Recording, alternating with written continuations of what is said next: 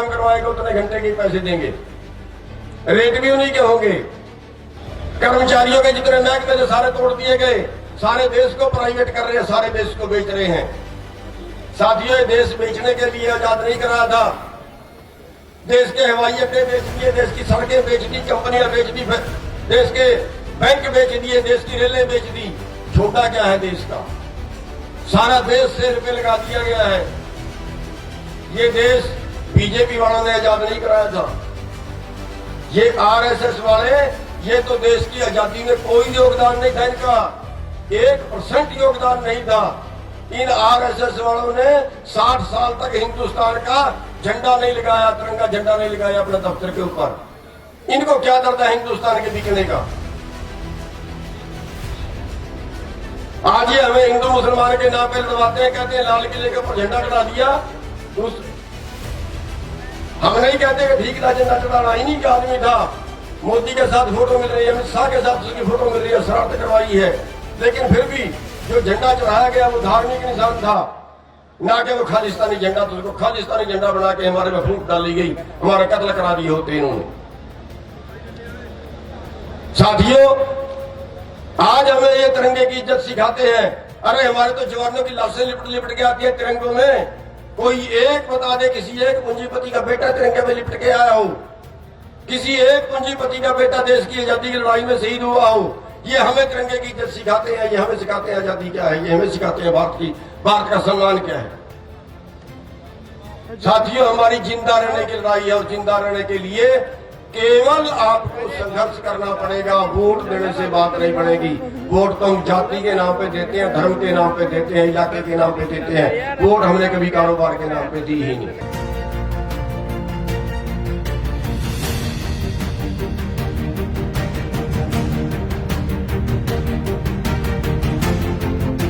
सभी हमारे सम्मानित साथीगण, नेतागण, सामने बैठे हमारे सभी भाइयों, बुजुर्गों, बच्चों, हमारी मातृशक्ति, हमारे मीडिया वाले भाई, सबसे पहले तो हम आज के सभा के आयोजकों को धन्यवाद करना चाहेंगे। आभारी हैं उनके, जिन्होंने पहाड़ी क्षेत्र में भी बहुत अच्छा प्रोग्राम करवाया और कई दिनों से हमें पता लग रहा है कि बहुत मेहनत ये लोग कर रहे हैं। रात तूफान है, उसमें टेंट भी उड़ गया, लेकिन बहुत अच्छा इंतजाम इन भाइयों ने किया है, इनके आभारी हैं। साथियों, आज जो देश के अंदर आंदोलन चल रहा है वो आंदोलन हमारे जिंदा रहने का आंदोलन है, वो आंदोलन हमारी जीविका बचाने का आंदोलन है। पूरे देश का भोजन चंद लोगों के गोदामों में कैद कर दिया जाए, पूरे देश का अन्न पैदा करने वाले उन्हीं के भरोसे पे जिंदा रहें, जिस भाव में मर्जी खरीदें, और पूरे देश के लोग उन्हीं से मोल लेके खाएं जिस भाव पे वो लोग मर्जी दें। ऐसे कानून बना दिए गए हैं और यहाँ पे स्थितियां ये पैदा हो गई हैं कि अब इस देश के अंदर अमीर लोग ही जिंदे बचेंगे और जो निचले हैं वो भुखमरी का शिकार होते जाएंगे। साथियों, हम एमएसपी की मांग करते हैं, न्यूनतम की मांग करते हैं। कम से कम जो सरकार ने तय किया, हमारे कहने से नहीं किया, जो अपनी मर्जी से किया, स्वामीनाथन रिपोर्ट के हिसाब से नहीं किया, लागत के हिसाब से भी नहीं किया। लागत के हिसाब से करें, आज 1 क्विंटल गेहूं की लागत 2300 रुपए है। हरियाणा सरकार का खेती विभाग का आंकड़ा है। हमें तो 1975 ही मिल रहे हैं, एमएसपी तो 1975 ही है। लेकिन आज खुले बाजार के अंदर अगर हम मध्य प्रदेश में जाके बेचें, अगर हम राजस्थान के किसानों का भाव देखें तो खुले बाजार के अंदर आज 1700 रुपए मिल रहा है। क्यों? हम न्यूनतम मांग रहे हैं। देश का आंकड़ा जो हमारे सामने आया, अगर हमारी 23 फसलें जिनका एमएसपी तय होता है अगर न्यूनतम भाव पे बिकती हैं तो हमारा 17.25 लाख करोड़ कीमत बढ़ती है। लेकिन आज 13-13.5 लाख करोड़ हमें मिलता है बाजार में। इसका मतलब ये है कि कम से जितना मिलना चाहिए उससे भी हमें 3.5 से 4 लाख करोड़ रुपए कम मिल रहा है। ये है हमारी गरीबी का कारण, ये है हमारे टोटे का कारण। और जो अमीर बन रहा है, देश की नीतियों से, देश के कानूनों से बेच रहे हैं इस देश को। जिस दिन से लॉकडाउन शुरू हुआ सारे देश की आमदन नीचे गई, लेकिन अंबानी की आमदन 73% बढ़ी। सारा देश टोटे में गया। अंबानी की 90 करोड़ प्रति घंटे की आमदन है। 90 करोड़ प्रति घंटे का मतलब है एक दिन की 2160 करोड़। एक दिन की 2160 करोड़ का मतलब है कि एक दिन की कमाई में 10,000 एकड़ मोल ले सकता है। फिर तो ये 10 साल बाद एक अंबानी स्टेट होगा, एक अडानी स्टेट होगा, एक बाबा रामदेव स्टेट होगा। अरे सवाल है हमारी जीविका बचाने का। इन्होंने कहा है हमारे देश की सरकार WTO में शामिल हो गई है। वन नेशन वन मार्केट नहीं, वन वर्ल्ड वन मार्केट होगी। अब पूरे देश का व्यापार इकट्ठा, पूरी दुनिया का व्यापार इकट्ठा कर दिया गया है। और अब आपकी फसल, अब हिंदुस्तान के किसान की फसल वर्ल्ड मार्केट के रेट पे बिकेगी। आज वर्ल्ड मार्केट में गेहूं का अगर खुले बाजार में भाव है तो 1700 मिलेगा, 1975 आपको नहीं मिलेगा। अगर वर्ल्ड मार्केट के रेट पे मिलेगा तो फिर सरसों का रेट आपको 3200 से 3500 मिलेगा। अगर वर्ल्ड मार्केट के रेट से मिलेगा तो फिर आपको धान का 1100 रुपए मिलेगा, 1888 रुपए नहीं मिलेगा। साथियों, वर्ल्ड मार्केट का रेट अमेरिका के, यहाँ का किसान क्या अमेरिका का मुकाबला कर सकता है? यहाँ के 80% किसान 2.5 एकड़ से कम के मालिक हैं। अमेरिका में 10 वर्ग किलोमीटर की एवरेज है किसान के पास, किले नहीं है, वहां किलोमीटर है। 10 वर्ग किलोमीटर। आपके पास 5 किले हैं, उनके पास 10,000 किले हैं। क्या मुकाबला कर पाओगे? ये उन चीजों में अमेरिका का मुकाबला नहीं करते जो मूल जरूरत है। अमेरिका में तो बच्चा पैदा होता है, सरकार का खर्चा है। अगर पालना है परिवार, उसके माँ बाप नहीं पाल सकते, सरकार बच्चा ले जाएगी, सरकार पालेगी, पढ़ाएगी फ्री, इलाज फ्री, बुढ़ापा फ्री। बेरोजगार हो गया तो उसको भत्ता मिलेगा। हिंदुस्तान में क्या है? अरे हम उस देश में जी रहे हैं जब 70 साल की आजादी के बाद अगर हमारे परिवारों से कोई बीमार हो और 10 लाख 20 लाख रुपया लगे तो आज भी देश की 80% जनसंख्या है जो नहीं लगा सकती। ये उन पॉलिसियों में तो अमेरिका का मुकाबला नहीं करते। जहां हमारे अनाज बेचने की बात आती है वहां ये अमेरिका का मुकाबला करते हैं। अरे हिंदुस्तान की खेती व्यापार नहीं है, अमेरिका की खेती व्यापार है। अमेरिका में 43 लाख रुपए किसान को सब्सिडी है, हिंदुस्तान में क्या दे रहे हैं ये लोग? हिंदुस्तान की खेती व्यापार नहीं है, हिंदुस्तान की खेती हमारी जीविका है। और आज इन कानूनों के चलते आज देश के अमीरों को और अमीर बनाने की पॉलिसी से आज हमारा देश भुखमरी इस कदर है कि 107 भुखमरी वाले देशों में आज हमारा देश 102वें स्थान पे है। ये आंकड़ा निकल के आ रहा है देश का, हमारा नहीं है, सरकार का है। कितनी आमदन है यहाँ किसान की? 2014 में आंकड़ा आया, राष्ट्रीय नमूना सर्वेक्षण का आंकड़ा है, हमारा नहीं है। जो एवरेज आई एक परिवार की, जो एक किसान परिवार की एवरेज आई वो आई है 3081 रुपए एक महीने की।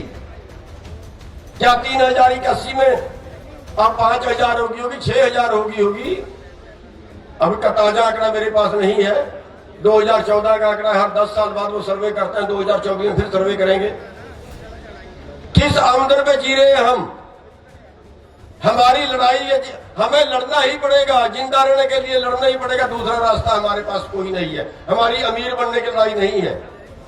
और साथियों, लड़ते हैं तो सरकार कहती है दिल्ली में नहीं घुसने देंगे। अरे दिल्ली हमारे देश की राजधानी है, हम हिंदुस्तान के लोग हैं। हमने परमिशन मांगी दिल्ली में जाने की, उन्होंने कहा दिल्ली में नहीं घुसने देंगे। 30-35 मुकदमे 307 के दर्ज कर चुके हैं। कल भी एक और मुकदमा दर्ज कर दिया है, कई लोगों को कल गिरफ्तार कर लिया है।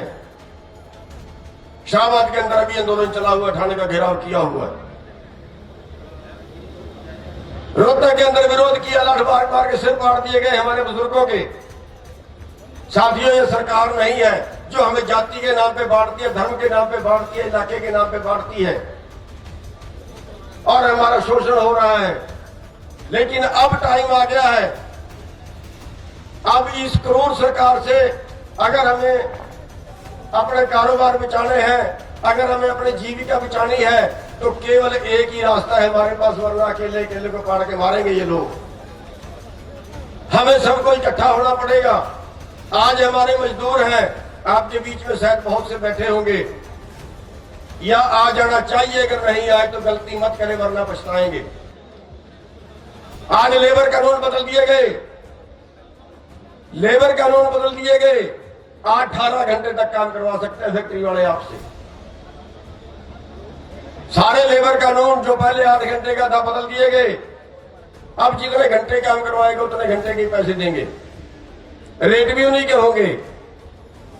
साथियों, हमारे पास क्या है? हमारे पास मजदूरी है, हमारे पास अपने फसल के भाव हैं, दोनों चीज है। फसल के भाव की मैंने बता दिया, पर साल 4 लाख करोड़ का नुकसान है। मजदूरी का है, न्यूनतम मजदूरी हरियाणा के अंदर 9,500 के करीब है, हिमाचल में शायद कुछ और ज्यादा ही होगी। लेकिन हमारे लड़के जो बेरोजगार है 6,000 में नौकरी कर रहे हैं, शहर में जाके 6,000 में नौकरी कर रहे हैं, फैक्ट्री में जाकर, छोटे उद्योगों में जाके। हमारी नौकरी भी लूट ली, वो भी मजदूर भी रगड़ दिए, किसान भी रगड़ दिए, दुकान वाले का व्यापार लेके मॉल वाले, या जो डायरेक्ट सीधा आप मंगाते हो, ऑनलाइन सामान लगाते हो, वो कारोबार 4 गुना बढ़ने वाला है। सीधा फैक्ट्री को मुनाफा होगा, सीधा कंपनी को मुनाफा होगा, ये पूरा बाजार खाली रहेगा। कर्मचारियों के जितने महकमे जो सारे तोड़ दिए गए, सारे देश को प्राइवेट कर रहे हैं, सारे देश को बेच रहे हैं। साथियों, ये देश बेचने के लिए आजाद नहीं कराया था। देश के हवाई अड्डे बेच दिए, देश की सड़कें बेच दी, कंपनियां बेच दी, देश के बैंक बेच दिए, देश की रेलें बेच दी। छोटा क्या है देश का? सारा देश ₹1 पे लगा दिया गया है। ये देश बीजेपी वालों ने आजाद नहीं कराया था, ये आरएसएस वाले, ये तो देश की आजादी में कोई योगदान नहीं था इनका, 1% योगदान नहीं था। इन आरएसएस वालों ने 60 साल तक हिंदुस्तान का झंडा नहीं लगाया, तिरंगा झंडा नहीं लगाया अपने दफ्तर के ऊपर। इनको क्या दर्द है हिंदुस्तान के बिकने का? आज ये हमें हिंदू मुसलमान के नाम पे लड़वाते हैं, कहते हैं लाल किले के ऊपर झंडा चढ़ा दिया। हम नहीं कहते कि ठीक था झंडा चढ़ाना, इन्हीं का आदमी था। मोदी के साथ फोटो मिल रही है, अमित शाह के साथ उसकी फोटो मिल रही है, शरारत करवाई है। लेकिन फिर भी जो झंडा चढ़ाया गया वो धार्मिक निशान था, ना कि वो खालिस्तानी झंडा। तो उसको खालिस्तानी झंडा बना के हमारे में फूंक डाली गई, हमारा कत्ल करा दिए होते इन्होंने। साथियों, आज हमें ये तिरंगे की इज्जत सिखाते हैं। अरे हमारे तो जवानों की लाशें लिपट लिपट के आती है तिरंगों में। कोई एक बता दे, किसी एक पूंजीपति का बेटा तिरंगे में लिपट के आया हो, किसी एक पूंजीपति का बेटा देश की आजादी की लड़ाई में शहीद हुआ हो। ये हमें तिरंगे की इज्जत सिखाते हैं, ये हमें सिखाते हैं आजादी क्या है, ये हमें सिखाते हैं भारत का सम्मान क्या है। साथियों, आज इनके विरुद्ध हम सभी को इकट्ठे होकर लड़ना पड़ेगा, चाहे वो मजदूर है, चाहे वो दुकान वाला है, चाहे वो कर्मचारी है, चाहे वो व्यापारी है, चाहे वो आड़ती है। हरियाणा और पंजाब में आड़त का काम बहुत अच्छा था और उसी मंडी के सिर पे हरियाणा और पंजाब का किसान दिवस हुआ था। उन मंडियों को ध्वस्त कर रहे, उन मंडियों को तोड़ रहे। शांता कुमार कमेटी ने रिपोर्ट दे दी है कि हरियाणा और पंजाब से सरकारी खरीद बंद कर दी जाए, सब प्राइवेट खरीदेंगे और पूरी वर्ल्ड के भाव पे खरीदेंगे। हिंदुस्तान से सस्ता मिलेगा तो हिंदुस्तान से खरीदेंगे, ऑस्ट्रेलिया से सस्ता मिलेगा तो वहां से खरीदेंगे, हिंदुस्तान में महंगा बिकेगा तो वहां बेचेंगे, और अगर वही माल पाकिस्तान और बांग्लादेश में महंगा बिकेगा तो वहां बेचेंगे। साथियों, ये कानून हिंदुस्तान के सूटेबल नहीं है। इसलिए हिंदुस्तान की जनता को ये लड़ाई किसानों की नहीं है, भड़के में मत रहिए, किसी गलतफहमी में मत रहिए, केवल किसानों की लड़ाई है। ये लड़ाई है जनता वर्सेस कारपोरेट। पूरे देश में वो कानून बन रहे हैं कि निचले आदमी की जेब से पैसा निकले और वो पूंजीपति की जेब में जाए। जनता वर्सेस कारपोरेट, पूरे देश की संपत्ति हड़प रही है कारपोरेट। जो मैं आंकड़े आपको देके हटा हूं, पूरे देश का कारोबार हड़प रही है कारपोरेट। साथियों, हमारी जिंदा रहने की लड़ाई है और जिंदा रहने के लिए केवल आपको संघर्ष करना पड़ेगा। वोट देने से बात नहीं बनेगी। वोट तो हम जाति के नाम पे देते हैं, धर्म के नाम पे देते हैं, इलाके के नाम पे देते हैं। वोट हमने कभी कारोबार के नाम पे दी ही नहीं। हम पहचान ही नहीं पाए हमारा दुश्मन कौन है, हमारा मित्र कौन है। और ये राजनेता मित्र होते भी नहीं किसी के। हमने हरियाणा सरकार वालों से कहा था, हरियाणा के एमएलए से कहा था कि आप अविश्वास प्रस्ताव के पक्ष में मत दीजिए। हमने 70 साल से आपको वोट दी है। आज हरियाणा की जनता एक बार आपसे वोट मांग रही है। 70 साल हम वोट देते रहे हैं, एक बार हम एमएलए की वोट मांग रहे हैं कि इस सरकार को गिराइए और अविश्वास प्रस्ताव के पक्ष में वोट कीजिए। नहीं दिया। अब जहां जा रहे हैं जुत्ते पड़ रहे हैं लोगों के। हमारे नहीं है ये लोग। राजनीति से हमने बदल बदल के देख ली। बीजेपी आई, कांग्रेस आई, दूसरा तीसरा चौथा आया, लेकिन हमारी हालत वही रही। साथियों, आंदोलन आज चोटी पर है और इसमें मैं आपसे बेनती कर रहे हैं हम आपसे कि इस आंदोलन को और मजबूत करने की जरूरत है। इस आंदोलन में आपके हर बच्चे की, हर घर से, हर माता की, हर बहन की, हर भाई की सहयोग की जरूरत है। साथियों, ये आंदोलन लंबा चल सकता है। हमें नहीं पता कब तक चलेगा। हमें नहीं पता कब तक चलेगा। 2024 तक चलेगा या अभी खत्म हो जाएगा। क्या इसका रिजल्ट होगा, क्या इसमें और कुछ होने वाला है, हमें नहीं पता। लेकिन तब तक लड़ेंगे जब तक हम ये आंदोलन जीत नहीं जाते। साथियों, उसके लिए आप सबके सहयोग की जरूरत है। आप जितना उसमें योगदान पा सकते हैं। कोई फेसबुक पे लिख सकता है, कोई वहां जाके बैठ सकता है, कोई लंगर की सेवा कर सकता है, कोई अपने शहर में प्रदर्शन कर सकता है, कोई अपने चौक पे फट्टा लेके खड़ सकता है, कोई अपनी सड़क पे फट्टा लेके खड़ सकता है। जैसा जैसा कोई योगदान पा सकता है वैसे वैसा योगदान डालिए। जैसी किसी की समर्था है, जैसा परमात्मा ने किसी को समर्था दी है, उस समर्था से आप सभी काम करिए। और जो हमारे दूसरे भाई है, मैं तो कई बार ये कहता हूं कि जो हमारे बहुजन समाज के लोग हैं उनको साथ जोड़ने की बहुत जरूरत है, क्योंकि वो भी पिसे हुए लोग हैं, वो भी कुटे हुए लोग हैं।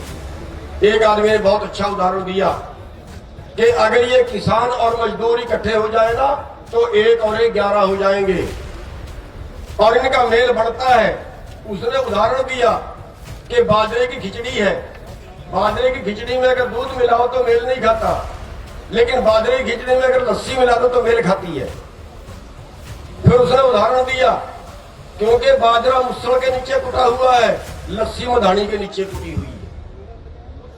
अगर हम दोनों कुटे हुए लोग, अगर हम दोनों वर्ग जो सरकार द्वारा शोषित है, जिनका शोषण हुआ है, जो कारपोरेट द्वारा लुटा है जिन लोगों को, अगर वो दोनों वर्ग, किसान भी और मजदूर भी अगर इकट्ठे हो जाए तो सरकार को जरूर पीट सकते हैं। और उसके लिए हम कई जगह बेनती करते हैं कि अपने में सद्भाव बढ़ाइए। सद्भाव बढ़ाइए, बहुत जरूरी है। हम एक दूसरे से नफरत करते हैं, क्यों? हमें लगता है कि इसने हमारा शोषण कर लिया। साथियों, एक उदाहरण है कि एक के पास लंगोटी है, दूसरा नंगा है। उस नंगे को बताया गया कि ये लंगोटी तेरी है, अपनी लंगोटी छीन ले। वो उस पे झपट रहा है लंगोटी वाले पे, लेकिन ये भूल गया कि अगर तू इसकी लंगोटी छीन भी लेगा तो तू नंगा हो जाएगा। इसमें आंदोलन में सहयोग कीजिए। और मैं तो यहां तक कहता हूं कि जो हमारे स्वर्ण जाति के भाई हैं वो अपने अपने घरों में अंबेडकर साहब की फोटो लगाएं, और जो बहुजन समाज के लोग हैं वो अपने अपने घरों में सर छोटू राम की फोटो लगाएं, क्योंकि दोनों नेता जुल्म के विरुद्ध, दोनों नेता शोषण के विरुद्ध लड़ते रहे। साथियों, बस 2-3 बातें हैं वो कह के मैं अपना स्थान ग्रहण करूंगा, क्योंकि मुझे थोड़ा जल्दी निकलना है। पटियाले में और पंचायत रख दी है और जबरदस्ती रख दी है, उसमें बहुत जरूरी वो बुला रहे हैं, इसलिए आपसे माफी चाहूंगा। आपके थोड़े समय के लिए दर्शन कर पाऊंगा। साथियों, ये धर्म युद्ध है। इस धर्म युद्ध में जो भाई सब सहयोग ना करे, धर्म युद्ध है मानवता को बचाने का। करोड़ों लोग भुखमरी से मरेंगे, उनसे बचाने का ये आंदोलन है। गरीब को बचाने का आंदोलन है, मजबूरों को बचाने का आंदोलन है, मानवता को बचाने का आंदोलन है। धर्म युद्ध है ये। इस धर्म युद्ध में जो भाई सहयोग ना करे, वो किसी भी पार्टी का हो, बिना पार्टी के हो, कोई भाई हो, जो भाई इस धर्म युद्ध में सहयोग ना करे और वो कल किसी तरह के चुनाव में खड़ जाए, चाहे एमएलए का हो, चाहे एमपी का हो, चाहे पंचायत मेंबर का हो, किसी तरह का चुनाव हो, अगर वो भाई चुनाव में खड़े जिसने इस आंदोलन में कोई सहयोग नहीं किया, उस भाई को वोट मत डालना, बाकी चाहे किसी को डाल दें। साथियों, हमारा शांतिपूर्वक आंदोलन है। हम किसी से झगड़ते नहीं है। जहां जाना है कि पुलिस रोकती है, वो डंडे मारे, बेशक मारे, हमने हाथ नहीं उठाना। अधिकारी बीच में आए, हमने नहीं झगड़ना। हाँ, अगर ये बीजेपी वाले, इनके सहयोगी, वो जहां भी प्रोग्राम करें, वो जहां भी आए, उनका जरूर बहिष्कार करना है, उनका जरूर हमने विरोध करना है।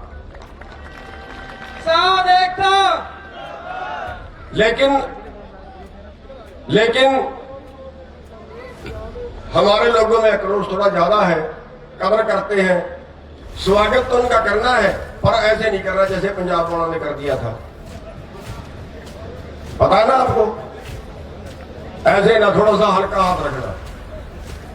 यूपी में भी कर दिया। तो साथियों, उनका हमने विरोध करना है, लेकिन शांतिपूर्वक करना है। नारे लगाने हैं, झंडे दिखाने हैं, विरोध करना है, जरूर करना है, लेकिन मारपीट से, उपद्रव से बचना है। और साथियों, ये अंबानी है, अडानी है, और अब तो एक ऐसा और पैदा हो गया, हमारा बेवकूफ बनाते, उसको बाबा बोलते हैं, बाबा रामदेव। अब लाला रामदेव बोलते हैं उसको।